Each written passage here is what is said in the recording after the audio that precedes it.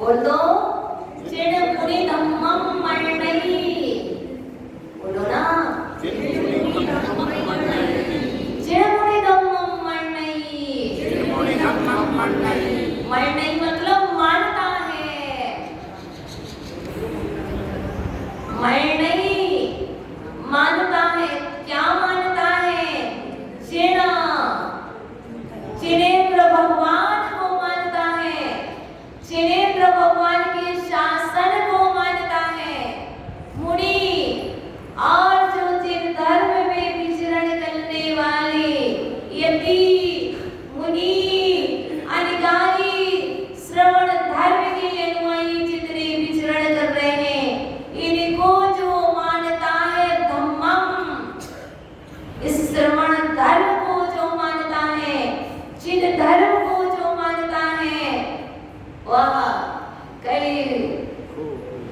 तुमको वही सुतती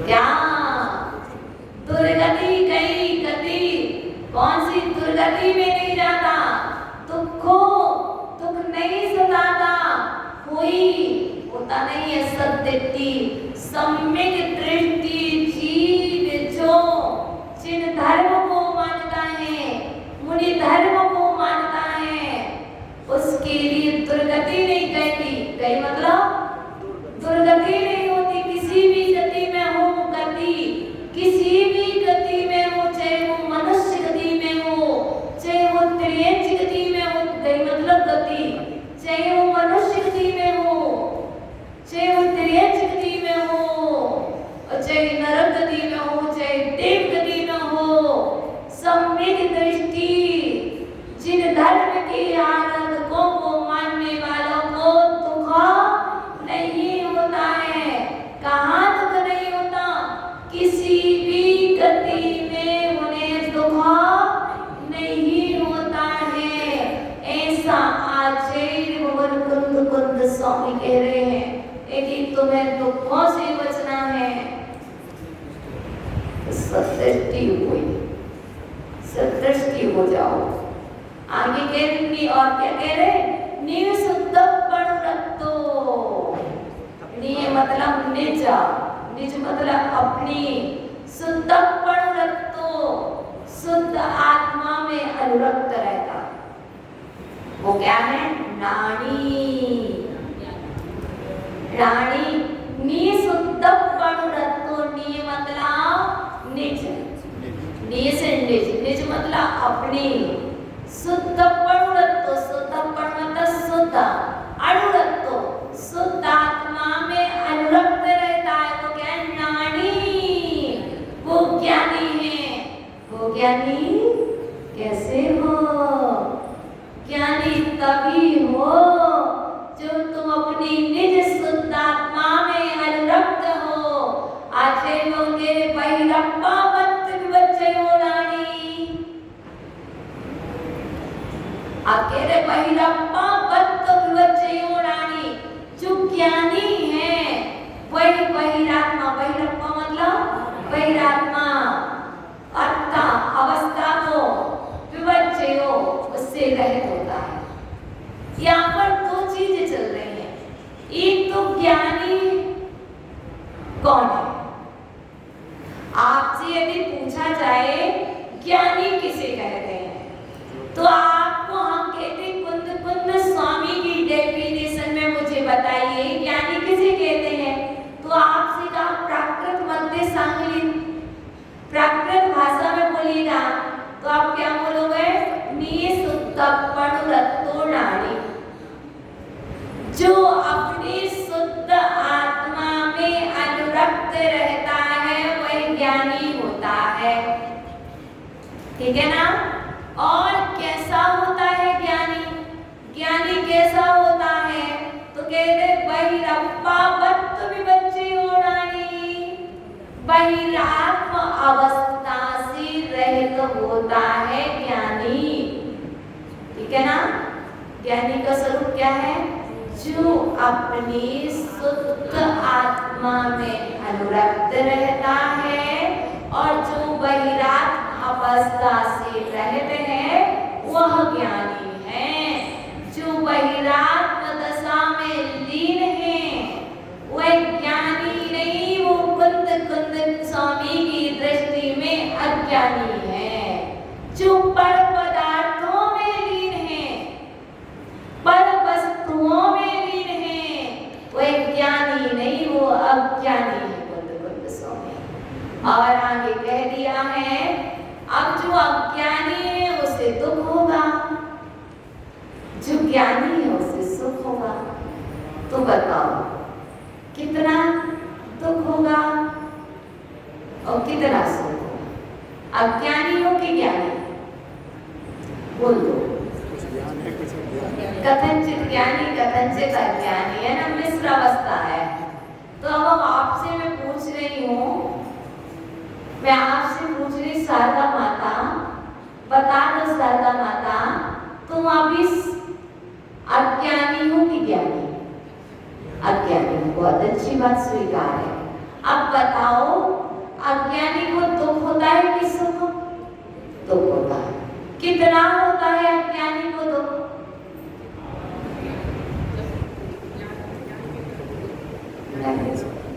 अब इसकी क्वांटिटी बताती हूँ।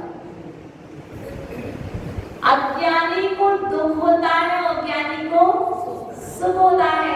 ऐसा कुंद स्वामी कह रहे हैं। और जब कुंद स्वामी कह रहे हैं तो पूछा गया, ये कुंद स्वामी, आप हम रेवाड़ी के अज्ञ प्राणियों को बताएं, हम अज्ञानी हैं, हमारे अज्ञान की क्वांटिटी बताओ कि कितने ग्राम है, कितने ग्राम है, कि कितने केजी है, कि कितने टन है, हमारे अज्ञान की बताइए। तो आचार्य देव कुंद स्वामी कहते हैं, नाड़ बराबर सुख, नाड़ बराबर सुख, अनाड़ बराबर दुख। मतलब जितना ज्ञान है उतना सुख है।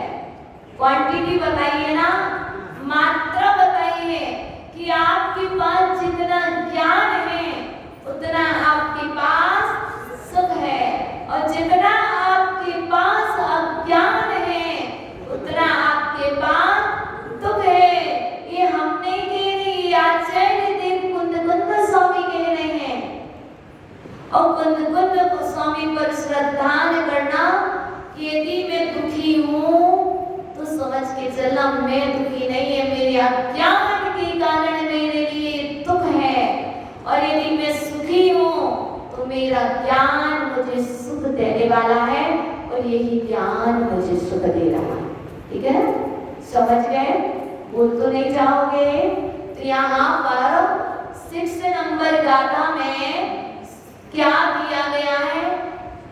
ज्ञानी कैसा होता है, और जो ज्ञानी होता है और जो सम्यक दृष्टि होता है उसी क्या नहीं होता। तो कहा जो ज्ञानी होता है उसे सुख होता है, और जिसे सुख होता है वह सम्यक दृष्टि होता है। जो सम्यक दृष्टि होता है वही सुखी होता है, वही ज्ञानी होता है। और वो सम्यक दृष्टि कैसे कब होता है सुखी? जब वह जिन मार्ग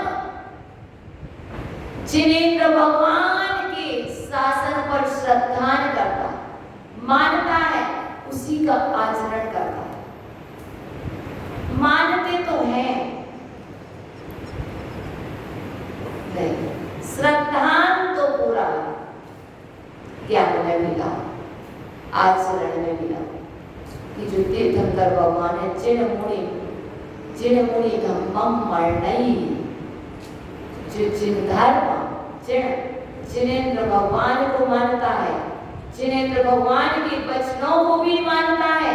मानना मतलब श्रद्धान करना, उन्होंने जो कहा है उसका आचरण करना। उन्होंने सम्यक ज्ञान कहा है।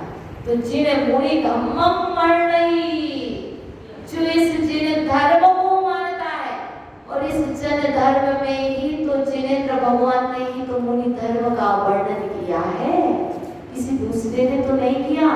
उस पर भी पूरा का पूरा श्रद्धान करता है। आ जाओ पीके जैन साहब जी, कहाँ जा रहे हो? जिन मुनि धम्मम मरणई, क्या हो गया? अंतराय आ गया। क्या आ गया? कौन नहीं आया? अंतराय आ गया। और इन जिन धर्म के बीच में, मुनि धर्म, किसके?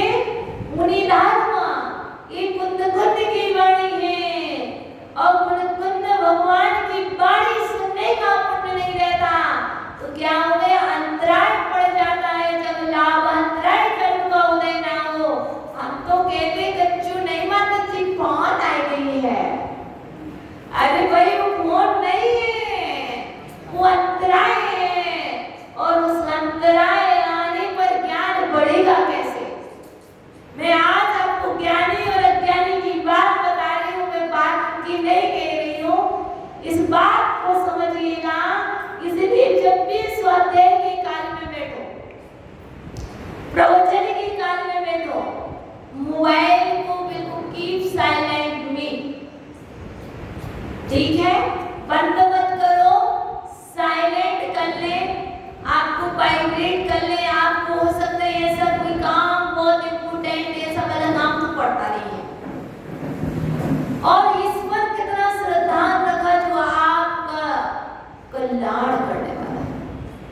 भैया प्रवचन हो रहे, चलो एकदम थोड़ी लेट चले जाए, और फोन आएगा तो बताओ कितनी जल्दी उठोगे।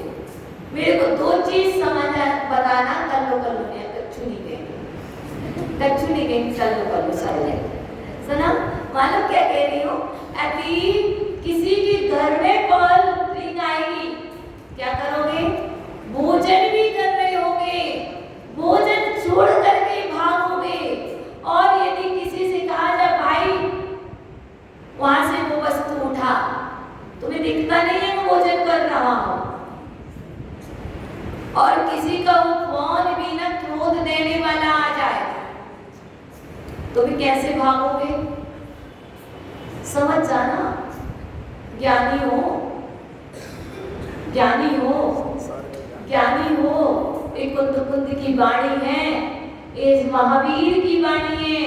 महावीर स्वामी स्पष्ट कह रहे हैं, जिन्हें मुड़ी मदम्मम मर नहीं, जिसको मानता है वो तो ऐसा सोचता है कि यार जैसे देखो ना, टकी दिखा करके देखते रहो। ऐसा लगता है पी के जैन साहब जी कि आपसे बहुत देर तक बात करती रहो।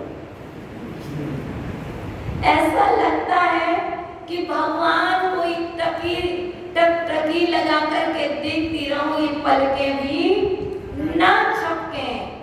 कहते ना, अब पलक निहार रहे। लगता जब कोई अच्छी वस्तु होती है तो ऐसा लगता है कि ये पलकें भी ना झपके। तो उसके लिए आचार्य भगवान कह रहे हो, आपको बिल्कुल दुख नहीं होगा, जीवन में कभी भी दुख नहीं रखोगे। बताए कब? दुख तभी तक है जब तक इच्छा है। लिख लो नेहा, इच्छा निरोधो शांति, इच्छा निरोधो शांति, इच्छा निरोधो शांति। जब तक तुम्हारी इच्छाएं हैं, तुम्हारी आकांक्षाएं हैं, तुमने कुछ सोच रखा है, तब तक तुम्हें दुख ही दुख है। जिस दिन तुमने इच्छाएं छोड़ दी, उस दिन तुम्हारा वह दुख भी सुख में परिवर्तित हो जाएगा। दुख भी सुख में परिवर्तित हो जाएगा। और जिस दिन तुम इच्छाएं रखोगे तो सुख भी दुख में परिवर्तित हो जाएगा। तो हमारे पास तो दोनों औषधि हैं, दोनों औषधि हैं। बड़ी बात है, दोनों औषधि। सुख को दुख में कन्वर्ट करने की मेरे पास औषधि है, और दुख को सुख में कन्वर्ट करने की भी एक औषधि है। और मैं कह रही हूँ मुझे कोई मेडिकल पे नहीं जाना, और मैं कह रही हूँ मुझे कोई शहर में नहीं जाना, और मुझे इस संसार के किसी भी कोने में नहीं जाना। मेरे पास ये दोनों टैबलेट हैं, और जो मैं अपने साथ लेकर के चलती हूँ, एक सेकंड को भी उस टैबलेट को नहीं छोड़ पाती हूँ। यदि मैं छोड़ दूँ तो मुझे वही अटैक आ जाएगा। इसलिए उस टैबलेट को तुम्हें अपने साथ रखती हूँ, वो भी इधर ना इतने पास रखती हूँ कि सो तो भी मैं अपने पास रखती हूँ, जागो तो भी मैं अपने पास रखती हूँ, बोलूं तो भी मैं अपने पास रखती हूँ। यहाँ तक कि चलूं, कोई भी क्रिया करूं, आहार भी करूं, भोजन भी करूं, विहार भी करूं, न्याय भी करूं, सारे समय में तो टैबलेट अपने पास रखती हूँ। बताओ तुम भी रखते हो कि नहीं? मैं तो रखती हूँ, तुम रखते हो कि नहीं रखते हो है तुम्हारे ऊपर।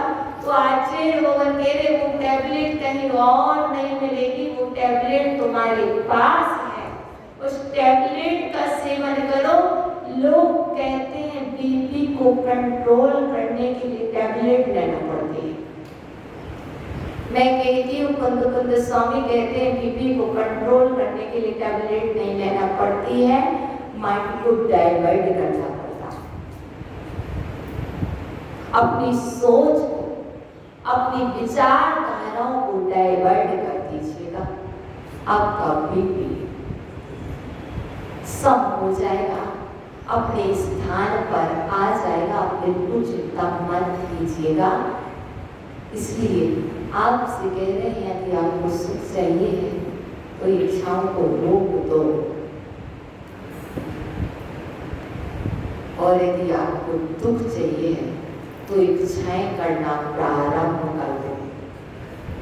बहुत सारी इच्छाएं प्रारंभ कर दो, और इच्छा करोगे और पूरी नहीं होगी तो दुख होगा ही होगा। ऐसा आचार्य भगवान कह रहे हैं। तो इन्होंने ये बात कही है कि सम्यक दृष्टि को दुख कहा, तो कहा यदि सम्यक दृष्टि को इच्छाएं हैं तो दुख है, और सम्यक दृष्टि ने यदि इच्छाओं का निरोध ही कर दिया है, इच्छा निरोधो कि तपः शांति, इच्छा निरोध शांति भी है और इच्छा निरोध तप भी है। अब यदि शांति चाहेंगे तो इच्छाओं का निरोध कर दो, शांति आएगी, तपस्या हो जाएगी। हम तो धूप में नहीं तपते हैं भाई, विटामिन D3 ले लो, धूप में तपते। धूप में बैठने से विटामिन D3 तो मिल जाएगा, D3 तो मिल जाएगा, लेकिन यदि तपस्या करेंगे तो रत्नात्रय का D3 मिल जाएगा। तुम्हें कौन सा D3 लेना है, विटामिन D3 कि रत्नात्रय का प्रतीक लेना है, ये तुम्हारे ऊपर है। यदि रत्नात्रय को प्राप्त करना है, सम्यक दर्शन को पुष्ट करना है। बहुत पतले हो गए हो रेवाड़ी वालों, चातुर्मास का घोषणा क्या करा ली, बहुत पतले होते जा रहे हैं, बहुत पतले होते जा रहे हैं। क्यों? टेंशन में सूखते जा रहे हैं। तो यहाँ कह रहे हैं आचार्य भगवान, यदि अपने तन को मोटा करना है, शरीर बल कमजोर हो रहा है, शरीर बल मत देखो तो कितने भी कमजोर हो जाना, कोई टेंशन मत लेना। लेकिन तुम्हारा यदि रत्नात्रय मोटा हो जाए, तुम्हारा सम्यक दर्शन, मैं कह रही हूँ इतने से थोड़ा सा मोटा हो जाए, थोड़ा सा जाड़ा हो जाए, मैं कह रही हूँ 1 ग्राम भी जाड़ा हो जाए, मोटा हो जाए, तो भी मुझे खुशी है। तुम्हारा सम्यक ज्ञान थोड़ा सा मोटा हो जाए और तुम्हारे अंदर में सम्यक चारित्र भी थोड़ा से, ये 3 ग्राम पेट भी तुम्हारा बढ़ गया ना, तो भी मैं सफलता मानूंगी। यदि तुम्हारा थोड़ा सा भी ये रत्नात्रय कम हो गया तो मैं इसको असफलता मानूंगी। तो आज से भगवान कह रहे पेट मत बढ़ाओ, पेट मत बढ़ाओ, मोटे मत हो। आप अपने सम्यक दर्शन को मोटा करें, आप अपने सम्यक ज्ञान को मोटा करें, आप अपने सम्यक चारित्र को मोटा करें। आई तो मोटा करने आए तो करके जाना, पतले होके मत जाना। यदि थोड़े से भी मोटे हो जाओगे तो मुझे अच्छा नहीं लगेगा, मुझे बिल्कुल अच्छा नहीं लगेगा। कुंद स्वामी जो स्वर्ग में बैठे हैं, जो पहले दिख गए हैं, उन्हें बहुत अच्छा लगेगा कि रेवाड़ी वाले हम चले गए लेकिन फिर भी हमारी बात मान रहे, हमें याद कर रहे हैं। तो वहीं से वो खुश होंगे और तुम्हें आशीर्वाद देंगे कि तुम अपने रत्नत्रय में जियो, हम तुम्हारे साथ हैं। तुम संकलेश को त्यागो, हम तुम्हारे साथ हैं। तुम इच्छाओं का निरोध करो, हम तुम्हारे साथ हैं।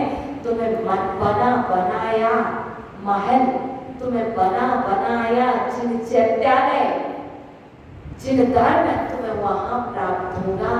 आज जो यहाँ के हम रोज बोलते हैं धर्म सभा में आने वाले समो शरण जाते, ये हम नहीं कहते, ये गुरुदेव ने लिखा है, पर गुरुदेव नहीं कहते, उन्हें भी पूर्वाचार्यों ने कहा है। जो धर्म सभा में आज आता है, जिसकी धर्म सभा में, जिसकी जिनालय में आने का संस्कार है, उसका ये संस्कार यदि मजबूत रहा तो यहाँ से जाने के बाद वह समुद्र में भीज करके रहेगा। जो आज यहाँ प्रवचन सुन रहा है, वो ध्यान रखना, वो स्वर्ग जाएगा और उसे याद आएगा।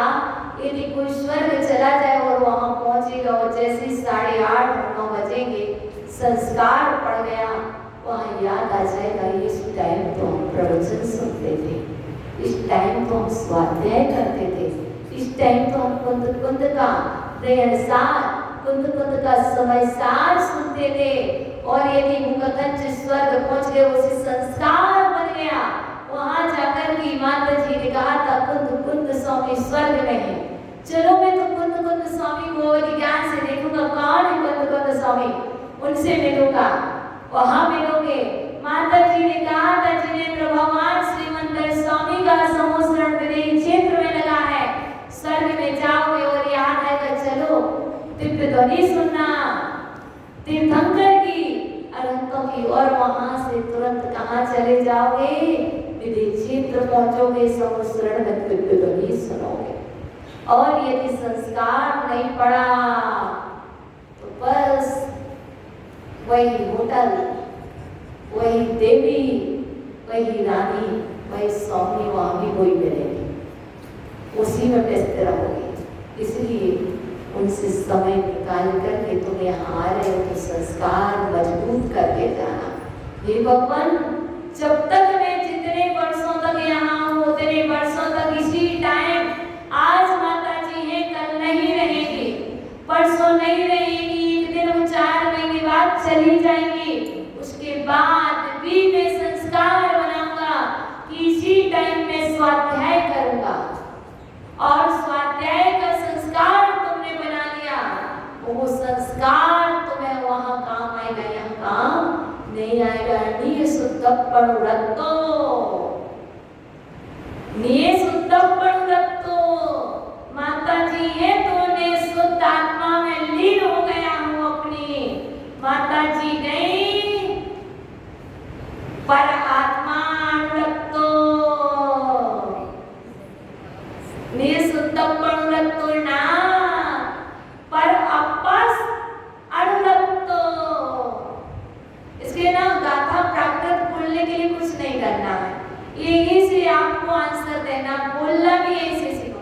निये सुतप्पण रत्तो पर अप्पा अणुरत्तो, परमप्पा अणुरत्तो, इसमें लीन होना है।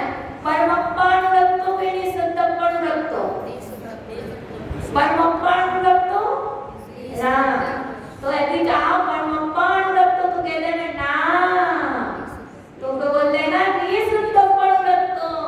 इसमें लीन होने के लिए क्या करना, इसमें लीन होने के लिए जो आज कर रहे हो, माता जी ना भी रहे तब भी यही करना है ना, तुम चली भी जाए तब भी तुम स्वाध्याय करना, तब भी तुम कोई साधु संत है तो प्रवचन सुनना, ये कार्य करते रहना। कब तक करते रहना, जब तक संपूर्ण ज्ञान ना हो जाए, जब तक पूर्ण ज्ञानी ना बन जाओ, ठीक है ना। तो चलिए, पूर्ण ज्ञानी बन गए हो, 39 दोष का त्याग कर दिए थे, एक आता समझ गए, अर्थ समझ में आ गया, बिल्कुल नहीं भूलोगे। ये सुतप्पण रत्तो वह मत्ता मत्ते बच्चों डाणी, जो ज्ञानी अपनी शुद्ध आत्मा में अनुरक्त रहता है और बहिराग अवस्था का त्याग कर देता है, वह ज्ञानी होता है। और आगे के जो वही ज्ञानी, ज्ञानी जिन धर्म, श्रवण धर्म, यति धर्म, अनिगारी मुनि, ये सभी एकार्थवाची हैं, इनको जो मानता है वह किसी भी गति में कहीं चला जाए उसे दुख नहीं होता है, वह होता है सम्यक दृष्टि।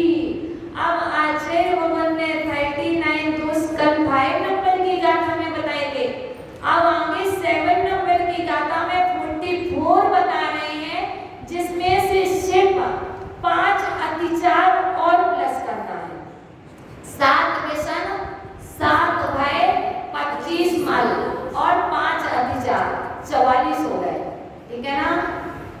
तो यहाँ पर सिर्फ हमें 5 अतिचार की बात करना है कि जो सम्यक दृष्टि जीव होता है वह 44 दोषों से रहित होता है। और कल बताया था जो सम्यक दृष्टि होता है वो पंचगुरु का भक्त होता है और 8 गुणों से सहित होता है।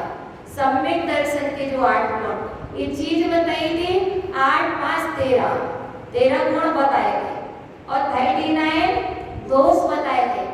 आज आपके लिए 5 अतिचार और प्लस करनी है इस गाथा में, तो 44 दोष रहे। जैसे पूछा जाए 44 दोष कौन से हैं? 7 भय, 7 व्यसना, 25 मल दोष, 8 माला, 8 सम्यक दर्शन के दोष, 6 अनायतन, 3 मूर्ता, 25 दोष, 7 भय, 7 व्यसन। अब इसके बाद 44 की बात करें तो फिर सिर्फ आपको कहना 5 सम्यक दर्शन के अतिचार। अब अतिचार क्या है? तो सम्यक दर्शन के पहले हम गाथा का उच्चारण करा दूं आपको, फिर बताती हूँ। 5 अतिचार में सिर्फ देख लो, हम बताते शंका, कांक्षा, विचिकित्सा, अन्य दृष्टि, प्रशंसा। अन्य दृष्टि, प्रशंसा और अन्य दृष्टि संस्था। प्रशंसा करना अन्य मत वालों और उनकी स्तुति करना, संस्था मतलब स्तुति करना। तो शंका आप जानते हैं, कांक्षा आप जानते हैं, हमने अभी कह रहे इच्छा निरोध शांति। इच्छा करना अतिचार है, कोई भी इच्छा करना अतिचार है और दोष है, और इच्छाओं का निरोध करना शांति है, ये अतिचार नहीं गुण है। तो हमने आपको गुण बताया कि इच्छाओं का निरोध करें, अपेक्षाएं बिल्कुल मत रखें, कोई अपेक्षाएं मत रखें।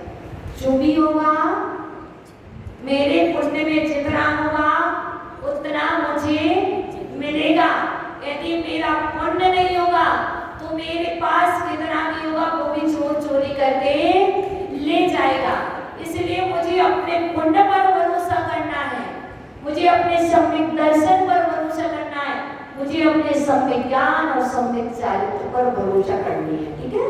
तो अच्छे लोग कह रहे तो 5 अतिचार समझ रहे, शंका, कांक्षा, चिकित्सा, अन्य दृष्टि, प्रशंसा और अन्य दृष्टि संस्था। अब यहाँ पर अब शंका आप जानते ही हैं, संशय करना, संशय करने को शंका कहते हैं, इच्छा करने को कांक्षा कहते हैं, विचिकित्सा मतलब घृणा करना। ठीक है ना? ये अतिचार है।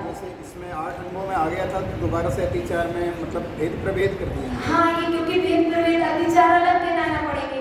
इस सम्यक दर्शन के 5 अतिचार हैं, वो 8 दोष बताए थे, यहाँ अतिचार बता दिए गए हैं। हाँ, सूक्ष्म रूप से बता दिए गए हैं, क्योंकि 3 तो यहाँ पर सेम हो रहे हैं, शंका, कांक्षा, विचिकित्सा है ना, मेरी विचिकित्सा को विचिकित्सा हो रहा है, ये 3 दोष है। अब यहाँ पर अन्य दृष्टि, प्रशंसा। प्रशंसा कैसे होती है? बोलते तो कुछ नहीं है, मन ही मन सोच रहे, मन में ही प्रशंसा कर रहे। कैसे? उनका धर्म कितना अच्छा है, उनकी ये चीज कितनी अच्छी लगती है, अपने यहाँ तो ऐसा होता ही नहीं है। जिस चीज को विरोध है उस विषय में क्या सोच रहे? उनके मत में ये कितनी अच्छी चीज है। जैसे ना बहुत सारी चीजें ना आप कहते हैं उनके यहाँ पे ना पहनावा कितना अच्छा है, उनके यहाँ ये वो है, वो सारी चीज प्रशंसा रूप में मत कीजिए। कभी कभी तो खुले मन से भी करने लगते हैं, प्रशंसा नहीं करनी है।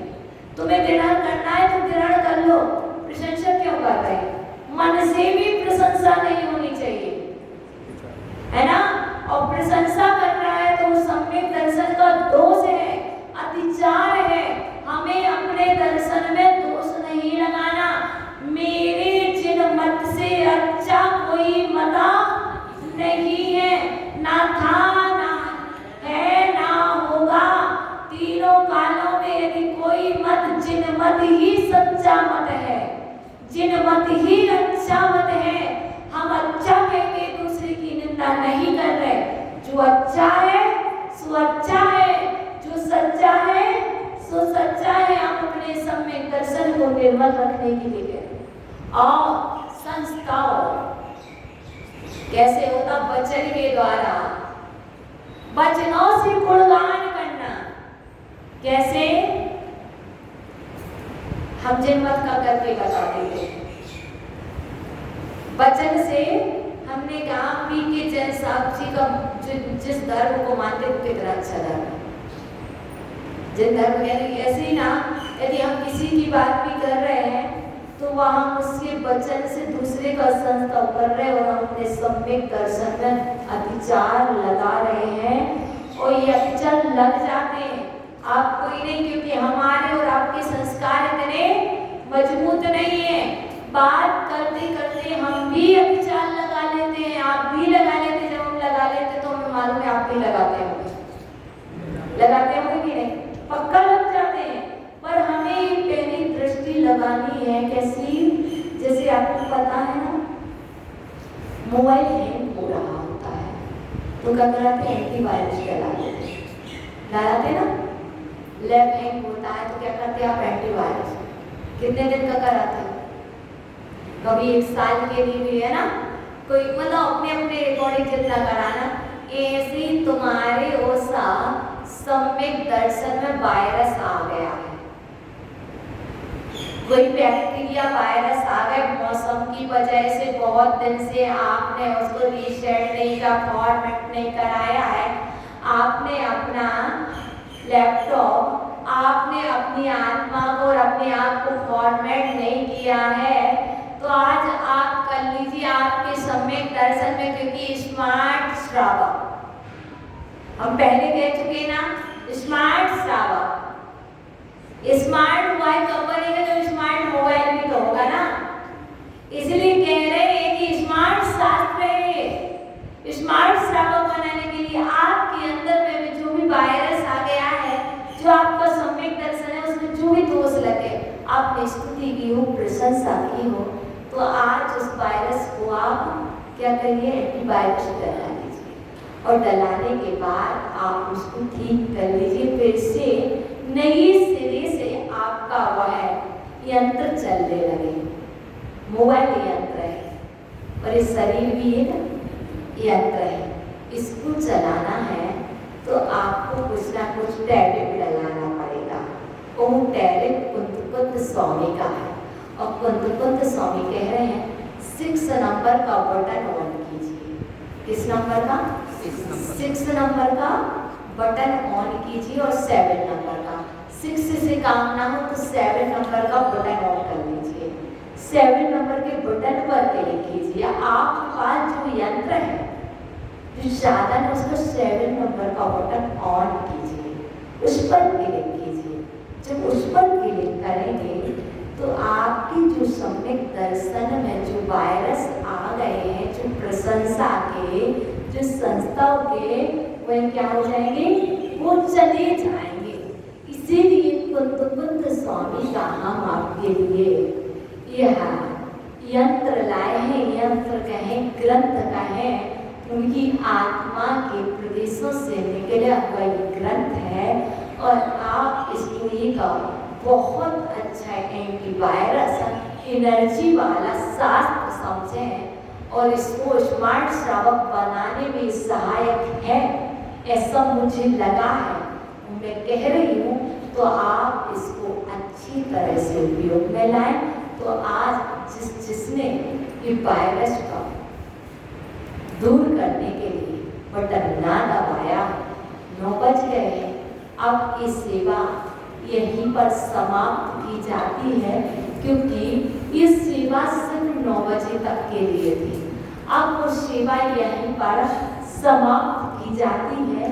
कल पुनः आएगा समय, और यदि कोई और सेवा जारी हो जाए तो फिर आप घर पर भी इसका बटन दबा लेना, आपके वायरस दूर हो जाएंगे। कल हम अभी तक 44 दोषों के साथ मिले थे, 13 गुणों के साथ मिले थे, जब आप बटन दबा लेंगे तो कल हम आपको मिलेंगे आपके 77 गुणों से। कल हम 77 गुणों से मिलन कराएंगे। आज अपने यंत्र को साफ कर लेना और कल आना तो बहुत अच्छे से आना, ताकि हम फिर पुनः अच्छे से गुणों के साथ मिलेंगे। तो अब जाना है, 9 बज गए, तुम नहीं जाओगे तो अब क्या करें, सेवा समाप्त हो गई है तो फिर हमें भगवान से बोलना पड़ेगा। तो चलो बोल दो भाई, पुनः बुलाना भूल न जाना, सपनों में आना, जैसे भी हो हमको अपने घर पर ले आना। तेरे दर पर ऐसा लगता जो अपना घर हो, मेरा अंतिम मरण समाधि तेरे दर पर हो। हे भगवान, यदि मुझसे प्रमाद बसा